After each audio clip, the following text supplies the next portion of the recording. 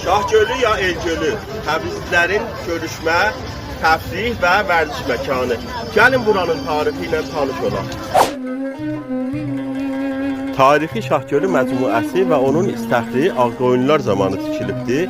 Onun banisi Uzun Həsən Ağqoyunlu olub və Uzun Həsənin oğlu olan Sultan Yaqub Ağqoyunlu da bu məcmuəni daha artıq tövsəyə veribdir.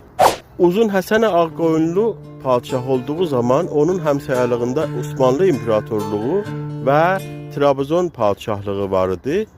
Uzun Həsən Osmanlılarla rəqabət elədiyi üçün Trabzon padişahı ilə bir siyasi müqavilənamə imzalayır və elə bu əsasda da Trabzon şahının qızı ilə evlənir. Despina Xatun Trabzon şahının qızı Təbrizə gəlir və Uzun Həsənin ondan 4 dənə evladı olur.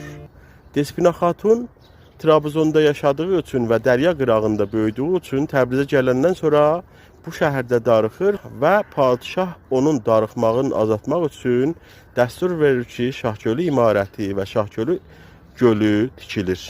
Bunu da deyim ki, Şah İsmail Səfəvi nənə tərəfindən Uzun Həsən və Despina Xatunun nəvəsi idi. Səfəvilər dövründə də elə bu məcmuə daha da genişlənir və Təbrizin şərq qismətinin bağları bu göldən və bu gölə gələn sulardan istifadə edirdilər. Şahgölünün suyu Şah Ərxi adlanan bir qanatdan gəlirdi ki, çox təəssüflə bu qanatın bir qisməti keçən illərdə aradan gedibdir.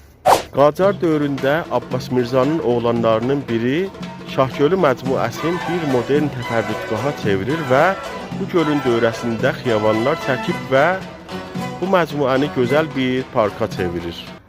O zaman əyanlar, Qacar şahzadələri və Təbrizin varlıları bu parkdan istifadə edərlər.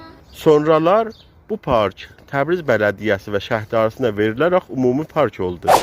Çox təəssüf ki, bu parkın və İstəxrin mərkəzində yerləşən tarixi köşk 1348-də söküldü və onun yerinə elə həman şəkildə bir-iki təbəqə bina yerləşibdir ki, indi də görkəmli Təbrizin binalarından biridir.